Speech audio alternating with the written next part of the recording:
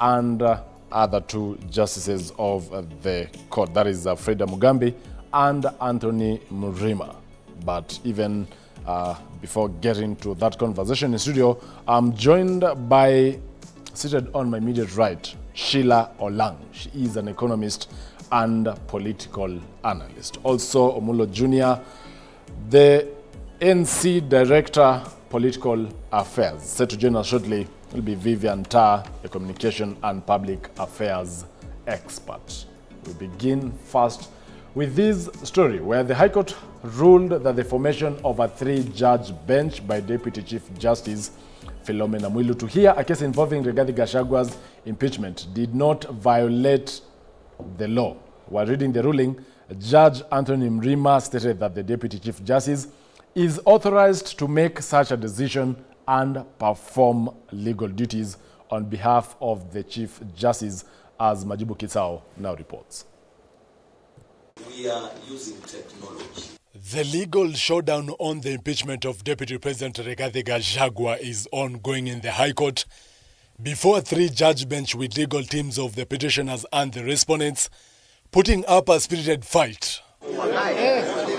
Gachagua's lead counsel Paul Mwite has threatened to appeal the rejection of a request to disqualify the bench from hearing and determining the case, following its ruling that it was legally constituted. Speaking for myself, the question on whether the Deputy Chief Justice has the authority to form a panel of judges to hear a case in the High Court has sparked debate, with legal experts battling it out in court regarding the legitimacy of her move.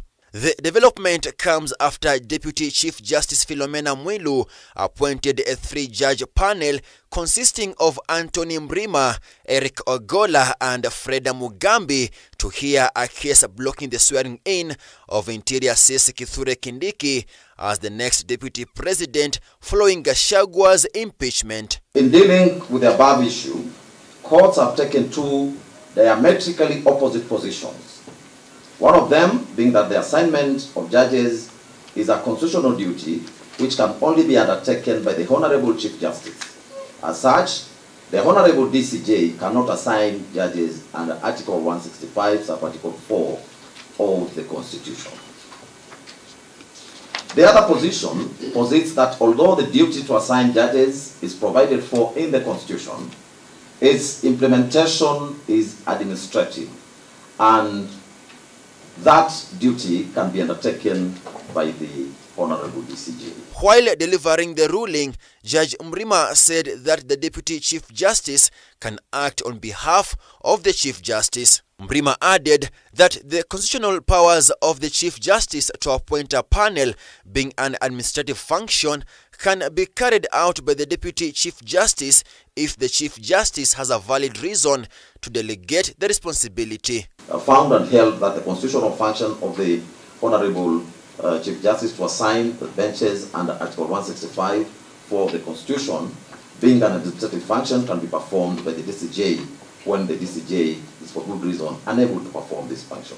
Gachagua's lawyers wanted to know when exactly the case file was transferred from Kerugoya at 4 p.m. on Saturday for the Deputy Chief Justice to appoint the 3 judges to hear the matter on the same day. The case was in a Kerugoya court where an order had been issued preventing Interior Sis Kithure Kindiki from taking over as Deputy President. It's most unforeseen. We are all counsel of some reasonable experience.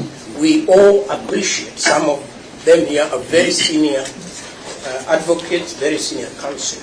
The file before the court is the only file in which you can make an application. As the push and pull continues, Gachagua's lawyer Paul Mwite has vowed to persuade his client Rigathi Gachagua to appeal today's ruling. The court of his own volition has granted leave to appeal. Speaking for myself, obviously the decision is that of the client. So I will be advising the client but it is for the client to make the final decision. Majibu Kitsao for K24 TV. Sheila, thank you so much for getting time this morning. I believe you've been following the whole issue of the impeachment case of Gachagua. So far, how do you see it? First of all, Chacha, thanks for having me. As we're seeing out there, the speed at which the syllabus is moving in this country is, you sleep, you wake up, and before you know it, you're moving at a very different direction, a very different speed. I've been following the proceedings, and I think as expected, previously we discussed that we would be going through a political process where we saw that in the National Assembly, the motion was fronted, and then the motion was very quickly passed, moved to the Senate, and now we are moving to a different arm of the government, which is the judiciary. As we are moving through the judiciary, I think the biggest issue that we are looking at as citizens is the rush or the hurry in which all of this is being done. And I think we need to stop as citizens and understand that anytime somebody questions how quickly everything is moving, it should not be taken as somebody endorsing Rigathi Gachagua. Because I think now that's becoming the talk. If you ask any question and ask, but what's the hurry, or but wait, are we following due process? It appears you're defending it appears as if you're defending Gachagua. Yeah, exactly. Actually his ally. You're actually his ally, which I think is very misguided. I mean, the country belongs to us, and when you see that these things are moving at such a pace, we have to stop and ask. And what a lot of people need to understand is it's actually to the best interest of everybody that we question these processes, that we take our time before we make such important decisions. Why? I think it's Orengo who once said that the revolution likes to eat its own children, right? Because today you're sitting on one side, and then the next day it might be you on the other side who's being moved around. What is interesting now that we are in the judicial process is that we will try to see what kind of level of independence is happening within the judiciary. We will try to have faith in the judiciary that it will uphold the Constitution of Kenya, which we always remind everybody, the representatives, that you are there to represent us, the citizens. The judicial process is there to uphold the Constitution to the latter. So as we are getting into the judicial process, a lot of people are not, personally, I think I would say you always give time before you're very quick to judge, right, with the judicial process. Let us see how much independence will be exercised in this matter, and I hope they take their time. I think I would urge a lot of our leaders that when you take time to make important decisions, it is also part of a healing process. So the outcome might be the same in the end. But just because you have taken time, you have gone through the due process, and everybody feels like it is a hearing, because it's not like Rigathi Gachagua has nothing on him. There's a lot that you can use to anyway end up in the same conclusion.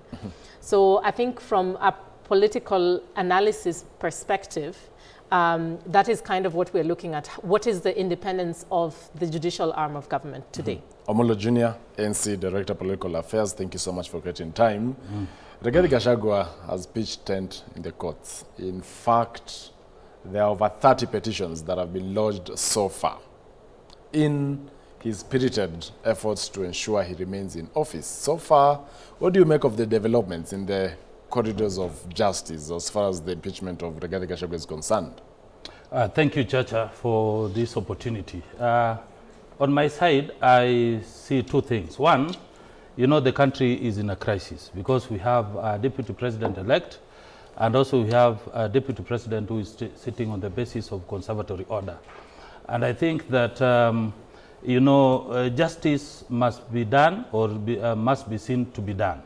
And I think the petitioners are not genuine enough, because this matter needs to be dispensed with within a time frame that is provided for. Also in the corridors of justice, or only in Parliament? No, even in the judiciary. Because you see, what I saw yesterday and the subsequent days, was just chaos in the judiciary. There is no order. And I think most advocates, both for the petitioner and respondents, are addressing the public. They are more political than legal.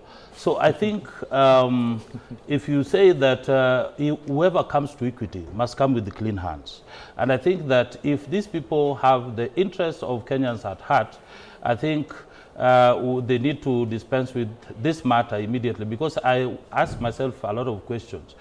If the petitioners went to court to seek justice, therefore, I think the respondents also have their fair share to get justice, because if you have conservatory orders preventing a party or a person from being sworn in, it is only fair that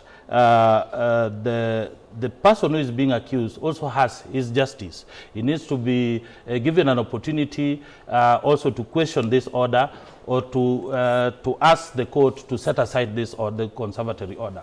So I think moving forward, the bench needs to invoke its powers to organize the advocates, so that we don't see the chaos we saw last time. We don't see legalese going around, people just stamping. Right now I can see the petitioners are also, saying that the bench should, vacate because, their interest from the judges. It is just a waste of time, because, the more we waste time, you ask yourself, what happened? What if something happens to the president, God forbid, who will take over? But there is a sitting deputy president, according to the conservatory orders. But you see now, the moment a deputy president is removed from office by the Senate, that is final. What did you understand the conservatory orders to be? The conservatory orders, these are just, they're supposed to prevent the process from moving forward. Actually, there are two orders. There was one from the Milimani locus by Justice Chacha if you read those conservatory orders from the Kerugoya, because you see these conservatory orders, advocates are very funny people. They get these orders through what you call forum shopping. That's why you can see. But still the orders from the court until challenged. Of course. And that's but why if you read the orders, if you read the orders, one is saying that it's preventing the implementation of the resolution of the Senate. But if you look at the order from Judge Muita, he's also talking about the same thing, preventing the Senate from implementing, Parliament from implementing the resolution from the Senate. Now, as from this side, we question the time, because when you serve a conservatory order, you must get a service, affidavit of service, meaning that the order has been received by the Parliament and the reply is already done on the same. So to us, I think the orders came late when Parliament had already approved and voted Kindiki Kithure as the president-elect. So this is a question that will be, will be dealt with in the courts. And I think that's why the applicants or the petitioners are buying time through such kind of questions of, execution or maybe about the authority of the DCJ. I think it's just a waste of time. Sheila, just a counter reaction to what he has said. I think my colleague is struggling a little bit because, as you can see, the whole country is struggling a little bit. If it was as simple as the Senate having decided in their couple of hours that they decided, and that would be fine on, we would not be going through the kind of crisis and mess that we're going through today. I think it's not as simple as we would like it to be. And I go back to my initial point. You see, if we had taken time to make these decisions, there would be much more faith in the process. It is because of the way the Senate has rushed through this entire process that makes everybody then doubt and start questioning. So that now we are looking at who is going to interpret the Constitution, and everybody's trying to interpret it in a way that suits them the most, right? So if you're on one side, you're trying to interpret it so that it can suit your argument, and then vice versa. That is what we have going on today. So if it was as simple as the Senate, and I'd be very worried if we put that much faith in the Senate, because, in Parliament, at least we saw a little bit of weight going on. In Senate, that was, I think it was the first time in this Senate that they had full quorum, right? They had all 67 members for the first time. According to Senator Thango, who was here, that was the first time, even during swearing in. Even during the swearing in, they were not there. They were not there. So this was the first time they were all there. This was, they could have gone at least 2 days just to let us listen to the arguments pro or against. But most importantly, any time in this country that you accuse somebody of doing anything, if you accuse today, Chacha, of stealing chicken worth 500 shillings, guess what you have to go through? Due process. You have to be given a right to defend yourself. We have to sit there and listen to you. And you can argue, well, Rigathi Gachagua went to the hospital, maybe he wasn't sick. That's neither here nor there. I personally think that's a bit questionable, that the fact that he ended up in the hospital, let's be honest with each other. But the fact is he wasn't there to defend himself. And we are seeing a situation where somebody goes in, you accuse, and some of these are criminal charges. He has to be able to answer to us what these charges are. And then after that, then we can come to a conclusion. Sheila, there is this new narrative. Interestingly, still on this same set, yesterday, Honorable Marian Kitani, and now, Junior has talked about it. For instance, Marian Kitani said, and I quote, "We don't have a functioning IBC today.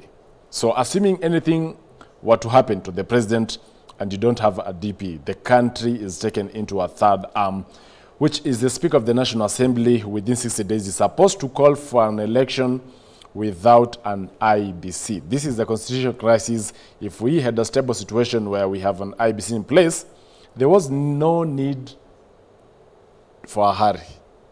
Do you believe that we don't have a deputy president, that in case something happens to the president, that then it must be the Speaker of the National Assembly who will take over? It's amazing to hear these elected leaders put us in this situation and then start to, force us into saying, guys, we're going to have a crisis. Now we have to pick one, we have to pick one. No, our constitution has several provisions of what to do then. Then I go back and ask the question, why don't we have IEBC commissioners? So they should have addressed that first before of course you should have getting addressed us that. to this particular Exactly, they should have addressed scenario. it. And that is why I'm saying there is a lot of bad faith going on. Why don't we have IEBC commissioners? Today, if you want to recall your MP where you're sitting, today, if you want to do all those things, you're not able to do this. And in a way, a lot of us are looking at it and saying, well, this is a way to protect these elected leaders. Because today, if you're not happy with your MP for whatever reason that is going on, they're very protected. You want to recall them, and then who is supposed to organize all of that? You can't do it. So in a way, you have these elected leaders who are very much protected by the fact that we do not have a current sitting IBC. And without this, the Secretariat and the commissioners are two different things. So there's no way you're going to convince us. Now, the crisis that we are currently going through seems to me like a manufactured crisis of convenience. It is very convenient. But Chacha, why, the same parliament or the government would have actually fast-tracked the reconstitution of the Pulse body, IEBC, so that we don't talk of this crisis the Honorable Marian Kitani is citing, and also what you're citing this morning, that should anything happen, who takes over? Before I come to why, it wasn't hell-bent to begin with Gachagua first, then IEBC. They could have started the other way around, if at all our priorities are right. You see, in politics, there's a difference with politics and leadership. And you see now when Kenyans gave themselves the new constitution 2010, they were expecting that this constitution would carry out their aspirations and the spirit in a manner that is envisaged in that constitution. And therefore, impeachment is a process, is a political process, prescribed under Article 145 and Article 150, which, you were saying that, my dear here was saying that, the process was hurriedly done. But see now, constitutionally, it must have a time frame because it's a political process. The parliament is supposed to lay grounds on which a person or a leader is impeached. Then the Senate is supposed to act as a quasi-judicial to probe all these grounds that are laid by members of parliament. And you see, the process is through voting. It is not about, questioning the, law or questioning the constitution. But if they are convinced that this person has, violated the constitution, then it is under their discretion as a representative of the people to vote for or against. So I think this process was done as expected, only to the extent that the accused, in this case, the deputy president, who also has a right as a person, when he feels that his rights were violated, with regards to, the principle of natural justice, what we call audi alteram partem, when you cannot be condemned unheard, he has a right to go to court. So he has mentioned the Bills of Rights, Article 47, and other laws that he feels that are violated. Well, but if you go to the judiciary, which is an arm of government, which is supposed to interpret the Constitution, is supposed to provide justice as envisaged in the Constitution. And that's why you find that this whole process, you find both advocates from different sides, petitioners and respondents, are trying to look at the laws. They are trying to look at the precedents. They are trying to look at all other laws apart from the Constitution to argue their case. Well, but if you look at the issue of IEBC, I have to say that the president already constituted a panel which is supposed to carry out the appointment of the commissioners. But you remember that there's a case in court challenging appointee from the Azimio side and also challenging appointee from the political party liaison committee. So it's not a point where you can blame the president. Maybe they should have waited longer. Allow me at that juncture to take a short commercial break. When we come back, we'll still be delving on this matter, even as we await the three-judge bench of the High Court to begin its session around 9:30 a.m. We'll be right back. Stay tuned.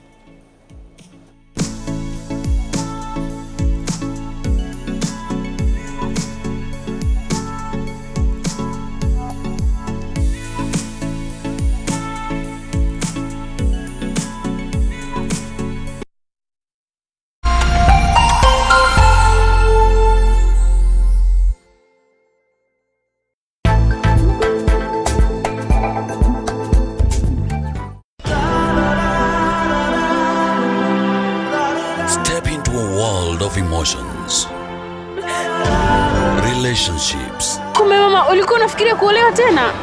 Yaani unijali hata kidogo, wewe ni mbaya.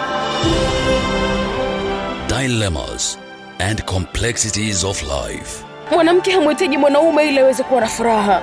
Love. Vedika, kiukweli mimi nakupenda sana wewe. Betrayal.